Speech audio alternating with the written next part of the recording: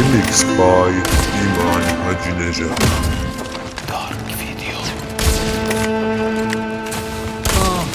تنگ دلم واسه دل خوشی با چیزای کوچیک، واسه یه خنده از ته دل، واسه ذوقی که داشتم برا رسیدن به آرزو که رفت ته دل،